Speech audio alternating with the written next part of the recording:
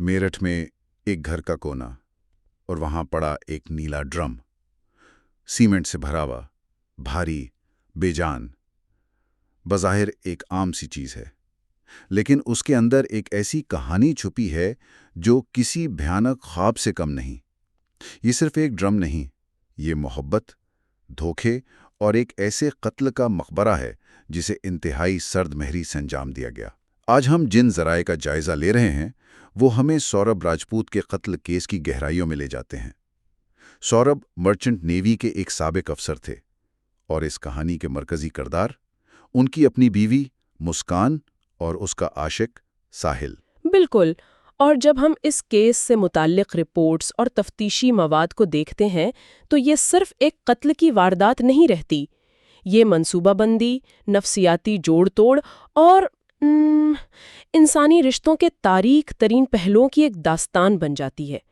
آج ہماری کوشش ہوگی کہ ہم ان ذرائع کی مدد سے نہ صرف یہ سمجھیں کہ کیا ہوا، بلکہ یہ بھی کہ ایسا کیوں ہوا اور اس کے اثرات کہاں تک گئے۔ تو آئیے پہلے اس کہانی کے کرداروں سے ملتے ہیں۔ ایک طرف سوربھ راجپوت اور ان کی بیوی مسکان رستوگی ہیں۔ ان کی ایک 6 سال کی بیٹی بھی ہے۔ باہر سے دیکھیں تو لگتا ہے کہ بھئی ایک بالکل عام سا متوسط طبقے کا خاندان ہے۔ جی ہاں، اور یہی بات اس کیس کو مزید پریشان کن بناتی ہے۔ عام پن کا یہ پردہ۔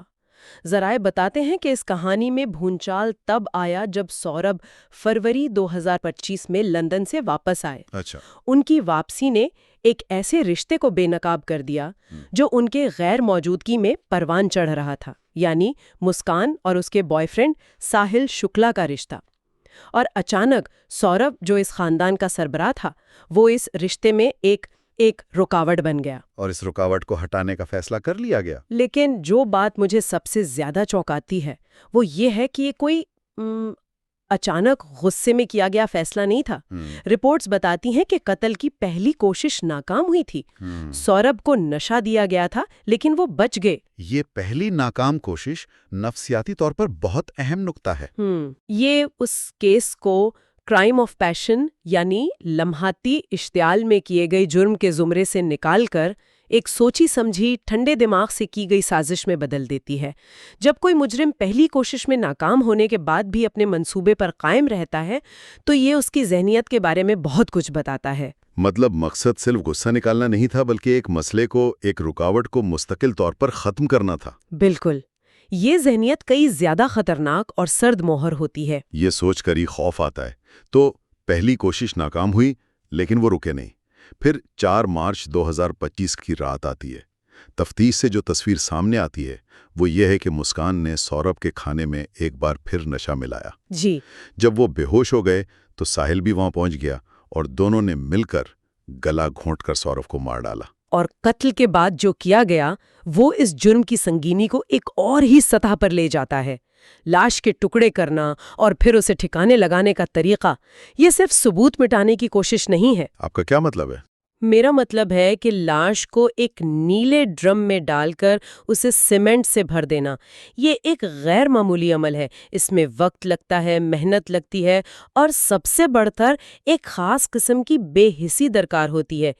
یہاں جو چیز دلچسپ ہے وہ سیمنٹ کا انتخاب ہے۔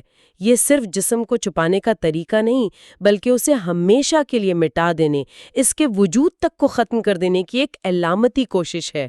یعنی وہ مقتول کو صرف اپنی زندگی سے نہیں بلکہ اس دنیا سے مکمل طور پر مٹا دینا چاہتے تھے۔ بالکل، یہ محض ثبوت چھپانے سے کہیں آگے کی بات ہے۔ یہ ناقابل یقین ہے۔ ایک شخص جس کے ساتھ آپ نے زندگی گزاری، اس کے وجود کو اس طرح مٹانے کی کوشش کرنا، اور اس کے بعد جو ہوا وہ تو شاید اس سے بھی زیادہ حیران کن ہے۔ اس ہولناک کام کو انجام دینے کے بعد چھپنے یا گھبرانے کے بجائے مسکان اور ساحل ہماچل پردیش چھٹیاں منانے چلے گئے۔ جی ہاں، جیسے کچھ ہوا ہی نہ ہو۔ یہ بات ہضم کرنا بہت مشکل ہے۔ بالکل، اور اس عمل کے پیچھے کی نفسیات کو سمجھنا بہت ضروری ہے۔ اس کی کئی تشریحات ہو سکتی ہیں۔ ایک تو یہ کہ ان میں خود اعتمادی اس حد تک تھی کہ انہیں یقین تھا کہ وہ کبھی پکڑے نہیں جائیں گے۔ اچھا۔ دوسرا، یہ ایک سوچی سمجھی چال ہو سکتی ہے تاکہ وہ بعد میں یہ دعویٰ کر سکیں کہ وہ تو شہر میں تھے ہی نہیں اور سب کچھ نارمل ہے، یہ دکھا کر اپنے اوپر سے شک دور کرنا چاہتے تھے۔ لیکن کیا یہ ممکن نہیں کہ انہیں اپنے کیے پر کوئی پچھتاوا ہی نہ ہو؟ یہ تیسرا اور سب سے زیادہ پریشان کن امکان ہے۔ یہ رویہ شدید بے حسی اور ہمدردی کے فقدان کی طرف اشارہ کرتا ہے، جو اکثر سماج دشمن شخصیات میں پایا جاتا ہے۔ جرم کرنے کے بعد چھٹیاں منانا یہ ظاہر کرتا ہے کہ ان کے نزدیک سوربھ کی موت ایک کام تھا جسے مکمل کرنا تھا، اور کام مکمل ہونے کے بعد وہ آرام کے مستحق تھے۔ یہ ان کی خلاقیات کے مکمل خاتمے کو ظاہر کرتا ہے۔ لیکن وہ یہ کیسے سوچ سکتے تھے کہ وہ بچ نکلیں گے؟ آخرکار ایک شخص غائب ہوا تھا، اس کا خاندان تھا، دوست تھے۔ کسی نہ کسی کو تو شک ہونا ہی تھا۔ جی۔ اور یہی اکثر ایسے مجرموں کی سب سے بڑی غلطی ہوتی ہے۔ وہ اپنے منصوبے کو پرفیکٹ کرائم سمجھ بیٹھتے ہیں۔ انہیں لگتا ہے کہ انہوں نے ہر پہلو پر غور کر لیا ہے، لیکن وہ انسانی عنصر کو بھول جاتے ہیں۔ سوربھ کے خاندان نے ان کے لاپتہ ہونے کی رپورٹ درج کروائی اور پولیس نے تفتیش شروع کر دی۔ اور پھر پولیس اس نیلے ڈرم تک پہنچ گئی 19 مارچ کو، یعنی قتل کے تقریباً 2 ہفتے بعد۔ 2 ہفتے بعد، بالکل۔ پولیس کو تلاشی کے دوران وہ ڈرم ملا، اور اس کے ساتھ ہی مسکان اور ساحل کا یہ پرفیکٹ منصوبہ دھڑام سے گر گیا۔ انہیں فوراً گرفتار کر لیا گیا۔ ان کی گرفتاری اس بات کا ثبوت ہے کہ ثبوت مٹانے کی ان کی کوشش چاہے کتنی ہی منصوبہ بندی سے کیوں نہ کی گئی ہو، آخرکار ناکام رہی۔ سیمنٹ بھی فورینزک ماہرین کو سچ اگلنے سے نہیں روک سکا۔ تو پولیس کے مطابق ان سب کے پیچھے مقصد کیا تھا؟ کیا یہ اتنا ہی سیدھا تھا جتنا لگتا ہے؟ تفتیش کے مطابق مقصد بہت واضح تھا۔ مسکان اور ساحل ایک ساتھ رہنا چاہتے تھے، اور سوربھ ان کے راستے کی دیوار تھے۔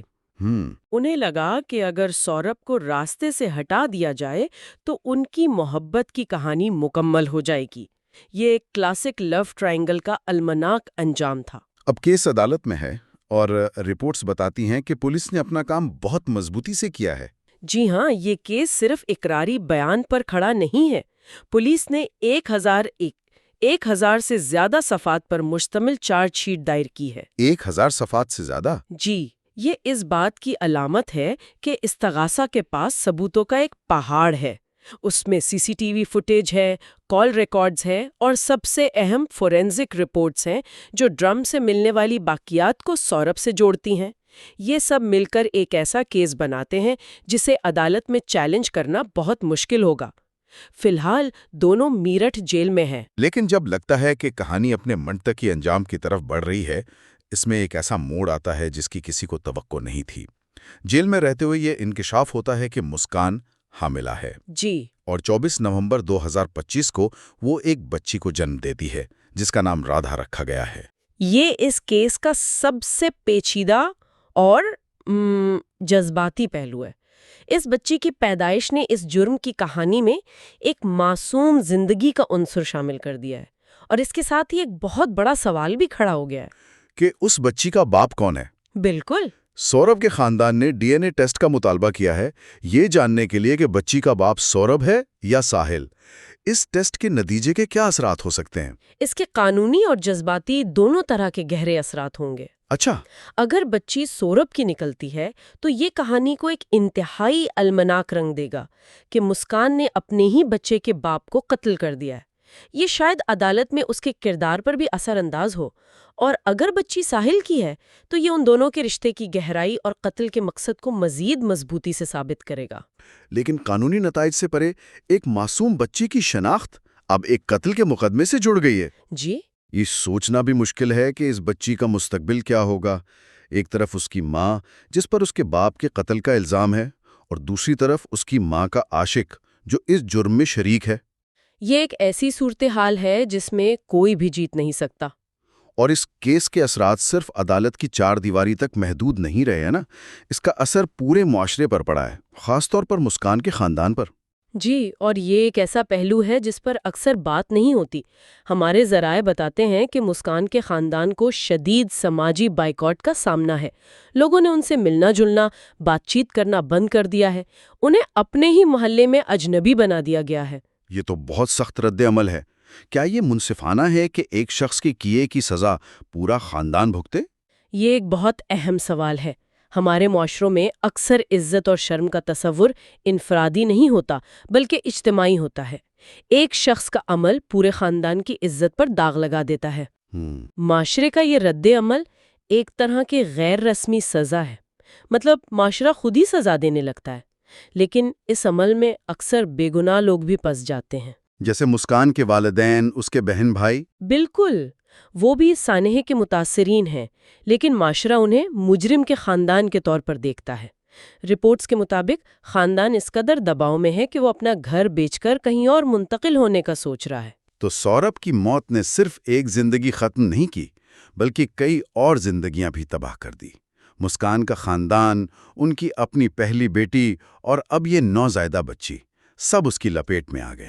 جی، یہ کیس اس بات کی یاد دہانی ہے کہ جرم کی لہریں صرف ایک جگہ نہیں ٹھہرتیں، وہ دور تک جاتی ہیں اور بہت سے بے گناہوں کو اپنی لپیٹ میں لے لیتی ہیں۔ تو اگر ہم آج کی اس پوری گفتگو کو سمیٹیں، ایک سابق مرچنٹ نیوی آفیسر کا قتل جسے اس کی بیوی اور عاشق نے منصوبہ بنا کر انجام دیا، ثبوت مٹانے کی ایک ہولناک کوشش، لاش کو ایک ڈرم میں سیمنٹ سے چھپانا، اور پھر جرم کے بعد چھٹیاں منانے کی بے حسی۔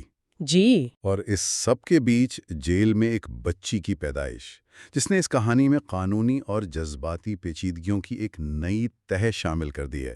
حتمی تجزیہ یہی ہے کہ یہ کیس دھوکہ دہی، ٹوٹے ہوئے رشتوں اور ان کے نتیجے میں ہونے والی تباہی کی ایک کلاسک مثال ہے۔ استغاثہ کا کیس ثبوتوں کی بنیاد پر بہت مضبوط دکھائی دیتا ہے، لیکن جب اس میں ایک نوزائیدہ بچے کا عنصر شامل ہو جاتا ہے تو یہ صرف ایک جرم کا مقدمہ نہیں رہتا۔ یہ ایک انسانی المیہ بن جاتا ہے۔ جی، انسانی المیے کی داستان، جہاں گناہگاروں کے ساتھ ساتھ معصوم بھی سزا بھگت رہے ہیں، اور آخر میں سننے والوں کے لیے ایک سوچ چھوڑتے ہیں۔ بظاہر یہ کیس ایک رکاوٹ کو راستے سے ہٹانے کا لگتا ہے، سیدھا سادہ اضافہ کرتی ہے جس کا کوئی قصور نہیں۔ ایسے حالات میں پیدا ہونے والے بچے کا مستقبل کیا ہوتا ہے اور اس کی والدیت کا سوال، چاہے جواب کچھ بھی ہو، اس کہانی میں شامل تمام کرداروں، زندہ اور مردہ، کی وراثت کو ہمیشہ کے لیے کیسے بدل دے گا؟ یہ وہ سوال ہے جو قانون کی کتابوں سے باہر انسانیت کے دائرے میں گونجتا رہے گا۔